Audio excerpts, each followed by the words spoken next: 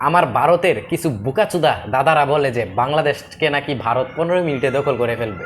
তো তাদেরকে আমি একটা কথা বলি, তোমরা হচ্ছে ভাইয়া প্রকৃত একটা বুকাচুদা। কারণ তোমরা যদি প্রকৃত বুকাচুদা না হো, সাইয়া মার্কা লুক না হো, তাহলে তোমরা এই কথা কিভাবে বলো? তোমরা যে জায়গার মধ্যে খাওয়া মানে পটি করার জন্য তোমাদের কোনো টয়লেট নাই, বাথরুম নাই, তোমরা গিয়ে রেলের পাশে গিয়ে তোমাদের গোপন কাজ ছাইরে আসো। হ্যাঁ, আর তোমরাই নাকি আমাদেরকে এই হুমকি দেও যে আমাদের বাংলাদেশকে 15 মিনিটে দখল করতে পারবা। তোমাদের কিছু কিছু দাদারা বাংলাদেশ মানে তোমাদের গভর্নমেন্ট প্রাইম মিনিস্টার যারা ডিফেন্স মিনিস্টার আছে সেই পর্যন্ত বাংলাদেশকে আক্রমণ করতে ভয় পায়, আর তোমরা তো হচ্ছে গিয়ে একটা বুকা দুচা। ঠিক আছে, আর তোমরা হচ্ছে একটা সাইয়া মার্কা লুক। তোমরা কিভাবে আমাদেরকে এরকমভাবে ওপেন চ্যালেঞ্জ করো খেলবা আমাদের সাথে? আমরা তো খেলি না, আমরা তো তোমাদের মতন মোবাইলে আইসা খেলি না, আমরা ডাইরেক্ট ময়দানে খেলি।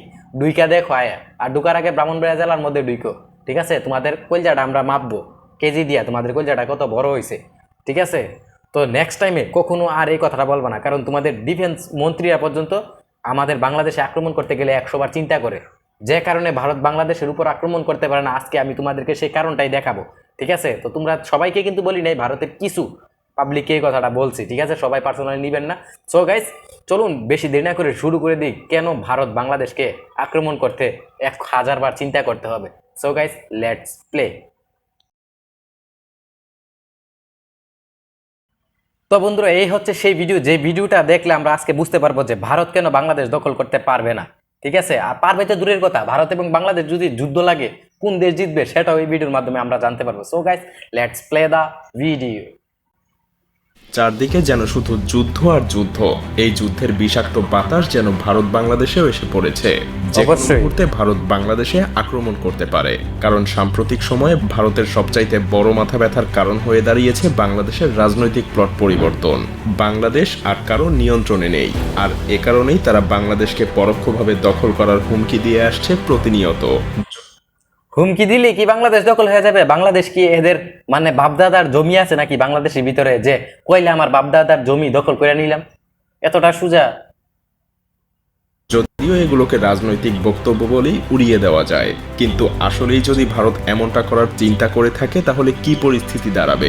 তাই আমরা এই বাংলাদেশ কি ভিডিওর পারবে মাধ্যমে দেখব। পৃথিবীর চতুর্থ বৃহত্তম ভারতের মতো সামরিক দানবের মুখোমুখি হতে, নাকি নতুন আর একটা গাজায় পরিণত হবে? নাকি ভারত বাংলাদেশকে আক্রমণ করলে নিজেই বিভক্ত হয়ে যাবে, আলাদা হয়ে যাবে সেভেন সিস্টার? চলুন সেই বিশ্লেষণই করা যাক। ভারতীয় সেনাবাহিনীর সংখ্যা প্রায় 13 লাখ, যা চীনের পর পৃথিবীর দ্বিতীয় সর্বোচ্চ সৈন্যের অধিকারী দেশ। তবে ভারতের সেনাবাহিনীর একটা বড় অংশ তাদের অভ্যন্তরীণ নিরাপত্তায় নিয়োজিত আছে। কাশ্মীর, মধ্যপ্রদেশ এবং পূর্বাঞ্চলের 7টা রাজ্যের, যাদেরকে আমরা সেভেন সিস্টার হিসেবে জানি, সেখানকার বিদ্রোহীদের দমন করতে ভারতীয় সেনাবাহিনীর একটা বিশাল অংশ সেখানে নিয়োজিত আছে, আর তাদেরকে সেখানে থাকতেই হবে। তা না হলে সেভেন সিস্টার সহ আরও বেশ কিছু রাজ্য বিভক্ত হয়ে যাওয়ার প্রবল সম্ভাবনা আছে। অন্যদিকে পাকিস্তানের সেনাবাহিনীর অ্যাক্টিভ রিজার্ভ সবকিছু মিলিয়ে সংখ্যা প্রায় 7 লাখের কাছাকাছি, যাদের একটা বড় অংশ সবসময় ভারতকে আক্রমণ করার সুযোগ খুঁজতে মুখিয়ে থাকে। আর এতে করে ভারতীয় সেনাবাহিনীর অন্ততপক্ষে 8 লাখ সৈন্য প্রয়োজন পাকিস্তান এবং নিজেদের অভ্যন্তরীণ সব সংকট মোকাবেলা করতেই। এখানেই শেষ না, ভারতকে অবশ্যই চীনের আগ্রাসন থেকে বাঁচার জন্য আরও 3 লক্ষ সেনাবাহিনী চীন ভারত সীমান্তে সবসময় মোতায়েন রাখতে হয়। কিন্তু অবশিষ্ট 2 লাখ সৈন্য নিয়ে ভারত যদি বাংলাদেশে আক্রমণ করতে চায়, তবে সেটা যেন ভারতের জন্য হবে নিজের পায়ে নিজের কুড়াল মারার মতো। কেন? তো গাইস, আপনারা যারা যুদ্ধ জিনিসটাই বুঝেন না, এই বুকাচুদারা হচ্ছে গিয়া আয়সা বলে যে আমাদের তো এত লক্ষ সৈনিক আছে, তোদের কত লক্ষ সৈনিক আছে দেখ। তোদের অত লক্ষ সৈনিক থাকলেও তোরা আমাদের অত লক্ষ সৈনিক দিয়ে আক্রমণ করতে পারবি না। এটা বুঝতে হবে, তোদের লজিকে ধরতে হবে ভাই, বুঝছস? কারণ তোরা যেভাবে ওই মুভির মধ্যে আইসা হেলিকপ্টার থেকে বাইরে গুলি দেয়া মাইরালাস, বাস্তব জীবন তো ভাই এরকম না। ঠিক আছে, বাস্তব জীবন বহুত ভয়ঙ্কর। তুমি একটা দিলে 10টা খাইতে হইব, বুঝছো দাদা বাবু? এই কথা কারণ সামরিক বিশেষজ্ঞরা মনে করেন কোন দেশকে দখল করতে গেলে সেই দেশের শক্তির চাইতে 3 গুণ সৈন্য থাকা প্রয়োজন। মজার ব্যাপার হলো, আপনি যুদ্ধ বিমান দিয়ে শত্রুর দেশকে শুধু ধ্বংসই করতে পারবেন, কিন্তু দখলে নিতে গেলে অবশ্যই আপনাকে সেখানে মোতায়েন করতে হবে পদাতিক বাহিনী। আর তাই ভারতের 2 লাখ সৈন্য দিয়ে বাংলাদেশকে দখলে নেওয়া সম্ভব না, কারণ বাংলাদেশের সেনাবাহিনীর সংখ্যাও একেবারে কম না। আর তাই বলাই যায়, এই পরিস্থিতিতে ভারতীয় সেনাবাহিনীর জন্য বাংলাদেশকে আক্রমণ করা অসম্ভব হয়ে দাঁড়াবে। তবে এখানে চীন পাকিস্তান নিজেদের স্বার্থে ভারতকে সীমান্ত থেকে দূরে ব্যস্ত রাখতে বাংলাদেশকে অস্ত্র দিয়ে সহযোগিতা করার সম্ভাবনা অনেক বেশি, যা ভারতের জন্য কাল হয়ে দাঁড়াতে পারে। কিন্তু ভারতের সক্ষমতা কিন্তু এখানেই শেষ না, কারণ তাদের আছে পৃথিবীর অন্যতম আধুনিক এবং বিশাল শক্তির বিমান বাহিনী। তবে মজার ব্যাপার হলো তাদের সেখানেও রয়েছে বেশ দুর্বলতা, কারণ তাদের পর্যাপ্ত যুদ্ধ বিমান আছে ঠিকই, কিন্তু লজিস্টিক সহযোগিতা করার সক্ষমতা অতটাও নেই। কারণ ভারতীয় বিমান বাহিনীর কাছে মাত্র 10টা হেভিওয়েট পরিবহন বিমান এবং 30টা মিডিয়াম ক্যাটাগরির লজিস্টিক বিমান রয়েছে। অথচ ভারতের মতো একটা বিশাল দেশে সৈন্য এবং রসদ মোতায়েন করতে এই কিছু ট্রান্সপোর্ট বিমান কোনোভাবেই যথেষ্ট হবে না। যেমন 2020 সালে চীনের সংঘর্ষের সময় ভারতের ট্রান্সপোর্ট ফ্লাইটের অভাব স্পষ্ট হয়ে উঠেছিল। বেশ কয়েক সপ্তাহ সময় লেগেছিল ভারতের সৈন্য এবং সরঞ্জাম মোতায়েন করতে। এর ফলে বাংলাদেশের বিরুদ্ধে যুদ্ধ করতে গেলে ভারতের বিমান বাহিনীর লজিস্টিক ফ্লাইট কোনো বড় ভূমিকা পালন করতে পারবে না। তবে ভারতীয় বিমান বাহিনীর কাছে প্রায় সব মিলিয়ে 500টা যুদ্ধ বিমান আছে এবং এতে কোনো সন্দেহ নেই এত সংখ্যক বিমান দিয়ে তারা অল্প কিছু সময়ের মধ্যেই বাংলাদেশকে ধূলিসাৎ করে দিতে পারে। কারণ বাংলাদেশের কাছে এমন কোনো শক্তিশালী যুদ্ধ বিমান নেই যা ভারতীয় ফাইটার জেটগুলোকে মোকাবেলা করতে পারবে। সেই সাথে নেই তেমন কোনো শক্তিশালী। এই কথাগুলো শুনে কিছু বুকাচুদা বলবে, দেখ তুই যে ভিডিওটা রিয়েক্ট করতেছস ওই ভিডিওটার মধ্যেই বলতেছে যে ভারত 15 মিনিটে তোদের দেশকে ধূলিসাৎ করে দিতে পারে। ভাই রুকো, এখনো আরো অনেক কথা বাকি আছে, বুঝছো? তোমরা এই জিনিস দেখেই তোমরা লাফালাফি করো, ঠিক আছে? তোমরা এই যে কথায় আছে না, অল্প বিদ্যা ভয়ঙ্কর, little learning is dangerous thing. তোমরা এই সম্পূর্ণ ভিডিও না দেখার কারণে তোমাদের এই অবস্থাটা হয়, বুঝছো? সো আরো সামনে দেখো কি বলে। আকাশ প্রতিরক্ষা ব্যবস্থা।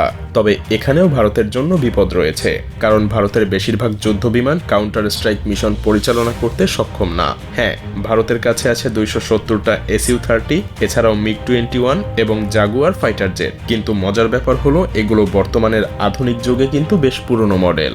ভারতীয় বিমান বাহিনীর একমাত্র কার্যকরী অ্যাটাক মিশন বিমান হলো মিরাজ 2000 এবং ডাসাল্ট রাফায়েল যুদ্ধ বিমান, কিন্তু এদের সংখ্যাও প্রয়োজনের তুলনায় খুবই কম। তাছাড়াও ডাসাল্ট রাফায়েলের মতো যুদ্ধ বিমানগুলো কিন্তু বাংলাদেশে ব্যবহার করার মতো সুযোগ নেই, কারণ ভারতের কাছে মাত্র 36টা রাফায়েল ফাইটার জেট আছে এবং এগুলো মূলত চীন এবং পাকিস্তানকে মোকাবেলা করার জন্য প্রতিনিয়তই ভারতকে প্রস্তুত রাখতে হয়। তাই বলাই যায় ভারতীয় বিমান বাহিনীর জন্য বাংলাদেশে ব্যবহার করা যেতে পারে এমন যুদ্ধ বিমানের সংখ্যা খুব বেশি না। ভারতের বিমান বাহিনী একদিকে যুদ্ধ বিমানের সংকটে ভুগছে, অন্যদিকে পাকিস্তানের কাছে রয়েছে বিপুল সংখ্যক জেট এবং F-16 যুদ্ধ বিমান, যার সামনে ভারতীয় রাফায়েল যুদ্ধ বিমানও যথেষ্ট কার্যকরী হওয়ার সম্ভাবনা খুবই কম। এদিকে চীনের বিমান বাহিনীর তুলনায় ভারতের বিমান বাহিনীর সামরিক শক্তি অনেক পিছিয়ে। সুতরাং 40টা মিরাজ 2000 দিয়ে বাংলাদেশে আক্রমণ চালানো ভারতের জন্য অসম্ভব। ভারতের বিমান বাহিনী মাত্র কয়েকটা স্থানেই সাপোর্ট দিতে সক্ষম হবে, যা প্রয়োজনের তুলনায় একেবারেই কম। তাছাড়া গ্রাউন্ড স্ট্রাইক মিশনে ম্যানপেড সিস্টেমের কারণে নিয়মিত যুদ্ধ বিমান ধ্বংস হবে, যার ফলে ভারতীয় বিমান বাহিনীর শক্তি ধীরে ধীরে কমে যাবে। আর এটাও মনে রাখতে হবে ধীরে ধীরে বাংলাদেশও পরিণত হবে যুদ্ধক্ষেত্রে, প্রাণ হারাতে থাকবে হাজার হাজার নিরীহ মানুষ। তবে এর মানে এই নয় যে বাংলাদেশের সামরিক শক্তি একদম পিছিয়ে আছে। এখানে বাংলাদেশও মিলিটারি শক্তির দিক থেকে যথেষ্ট শক্তিশালী একটা দেশ। তাছাড়া বাংলাদেশ সেনাবাহিনী প্রতিনিয়ত নতুন নতুন অস্ত্রশস্ত্র ক্রয়ের দিকে মনোযোগী হচ্ছে।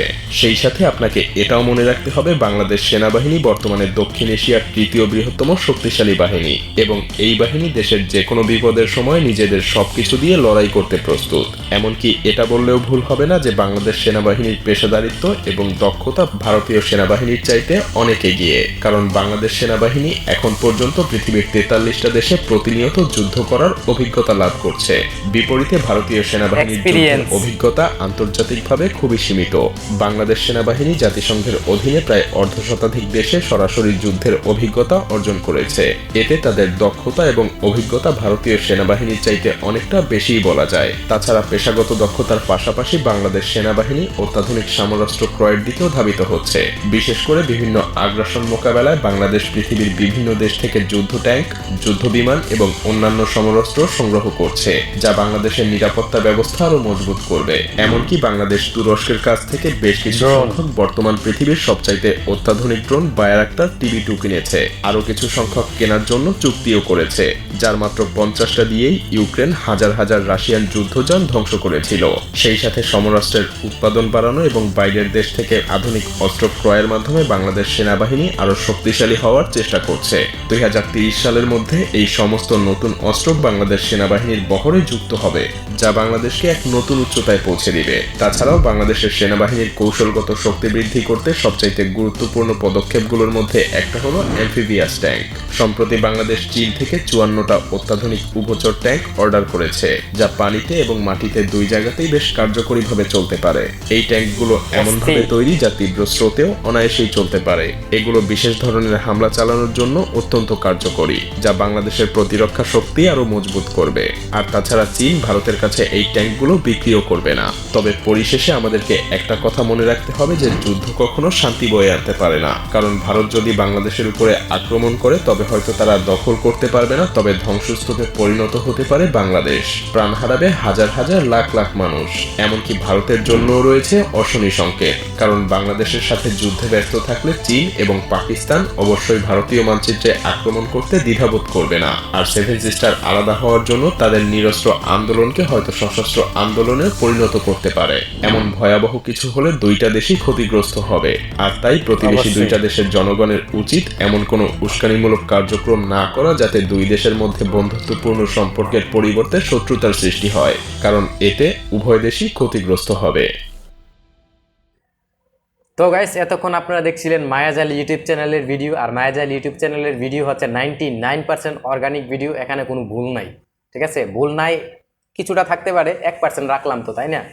তো গাইস, আপনারা যারা যারা যুদ্ধের চিন্তা করতেছেন বা বিভিন্ন উস্কানিমূলক কথা বলতেছেন, আমরা জানি হ্যাঁ এটা আপনাদের কথায় কিছু হবে না, কিন্তু দেখা যাচ্ছে এই সামান্য সামান্য কথার কারণে দেখা যাচ্ছে একটা সমস্যা হতে পারে ভবিষ্যতে। ঠিক আছে, তো আমরাও চাই না, আশা করি আপনারা এই জিনিসটা চাবেন না, কারণ দুই দেশ যেহেতু নেইবার্স কান্ট্রিগুলো মিলেমিশে থাকাই উত্তম।